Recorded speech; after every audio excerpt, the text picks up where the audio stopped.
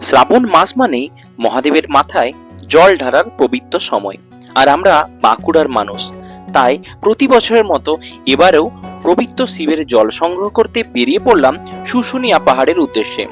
বাইকে প্রায় 55 কিলোমিটার পথ পেরিয়ে যত এগোচ্ছি শুশুনিয়া পাহাড় যেন ধীরে ধীরে আরো কাছে চলে আসছে। শুশুনিয়ায় পৌঁছেই চোখে পড়ল বিশাল শ্রাবণী মেলা।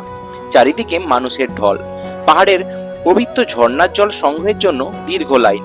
কিন্তু এত বড় লাইন দেখে আমরা ভাবলাম একটু অন্য পথে যাওয়া যাক। পাহাড়ের পিছন দিকে এগিয়ে চললাম শিউলিবনা নামে একটি জায়গায়, যেখানে পাহাড়ের বুক চিরে বয়ে চলেছে আরো একটি পবিত্র ঝর্ণা। আর এখানে ভিড় তুলনামূলক কম, তাই খুব সহজেই সংগ্রহ করে নিলাম মহাদেবের জন্য পবিত্র জল। কিন্তু এখানেই আমাদের অভিযান শেষ নয়।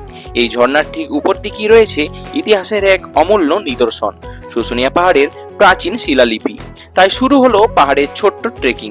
পাথুরে পথ পেরিয়ে প্রকৃতির অসাধারণ সৌন্দর্য উপভোগ করতে করতে পৌঁছে গেলাম সেই ঐতিহাসিক স্থানে, যেখানে এখনো রয়েছে বিখ্যাত চক্রস্বামী শিলালিপি, যা ব্রাহ্মী লিপিতে উৎকীর্ণ। এই শিলালিপিতে উল্লেখ রয়েছে এক প্রাচীন রাজা চন্দ্রবর্মনের নাম। ইতিহাসবিদদের মতে এটি পশ্চিমবঙ্গের প্রাচীনতম শিলালিপিগুলির মধ্যে গুরুত্বপূর্ণ নিদর্শন।